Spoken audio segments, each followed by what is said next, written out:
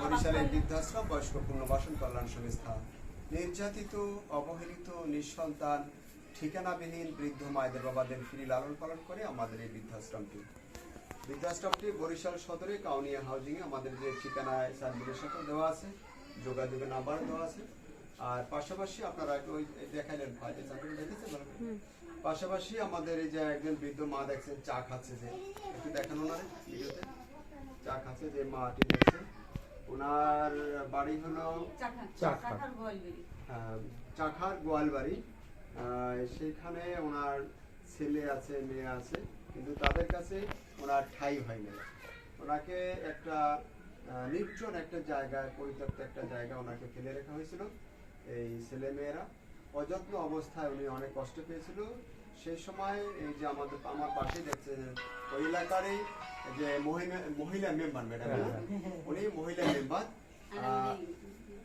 আর এই যে পাশে যে আরেক ভাই আছে উনি ওই এলাকারই একজন ভ্যান চালক। তো এই দুইজনের এই বিষয়টা চোখে আসে। তো ওনারা দুইজনেই এই বিষয়টা যখন একটা উদ্যোগ নিল, আমরা এই অসহায় বৃদ্ধ মহিলাকে একটু সুখের ঠিকানা দেওয়ার জন্য একটা জায়গায় খুঁজতেছি। ওনারা তখন উদ্ধার করে মহিলাটাকে আমাদের এই বৃদ্ধাশ্রমের সন্ধান পেয়ে বৃদ্ধাশ্রম বরিশাল আমাদের কাছে পৌঁছে দিয়ে গেল। এই যে আমার পাশে আছে, এই যে এই দেখেন মহিলা মেম্বার, উনি খুব সচেতন। চাখার ইউনিয়নে বরিশালের যে চাখার আছে, শেরে বাংলা একে ফজলুল হকে তার জন্ম এলাকা, প্রিয় জন্ম এলাকা, জন্মভূমি, নিজ গ্রাম, সেই চাখারে একটা পঞ্চমবার মেম্বার। হ্যাঁ, সেই 25 বছর, একটা না 25 বছর উনি মহিলা মেম্বার জয়যুক্ত হয়েছে।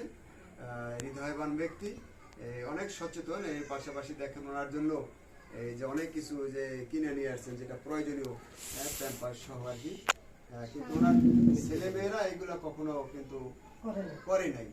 আর উনি মহিলা মেম্বার হইয়া হ্যাঁ কিছু টাকা ওই দেখেন নিয়ে আসছে। কত টাকা আসছে আপনার? 3300 টাকা। নিজে একা এই মহল্লা থেকে মানুষের কাছ থেকে বাজার থেকে বাজারের জন্য কিছু টাকা সংগ্রহ করে 3300 টাকা উঠেছে। পাশাপাশি আমাদের এই আপুরা আসছে। আমরা আজকে থেকে এই মাটির বৃদ্ধাশ্রম বরিশালে বেন আপনার এই মেম্বারে ভালো। আচ্ছা আচ্ছা, উনি ফুতের বউ মেম্বার। ও আপনার হলো দুইজন বেআইন, ওনার মেয়ে আপনার ছেলে বিবাহ করছে।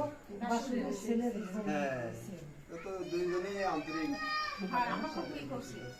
এই ভিডিওতে মারে ছেলে মেয়ে আছে শোনা, যত্ন করে নাই, কেউ খবর রাখে নাই।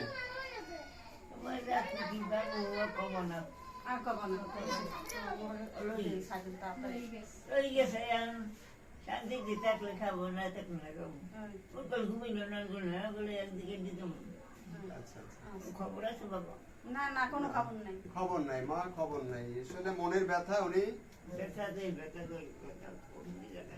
দোয়া করবেন আমাদের এই বৃদ্ধ মাটি যেন আমাদের কাছে ভালো থাকে। ভালো, অত্যন্ত খুশি দেখেও সারা আমার কষ্ট আর কি। আমরা দোয়া করব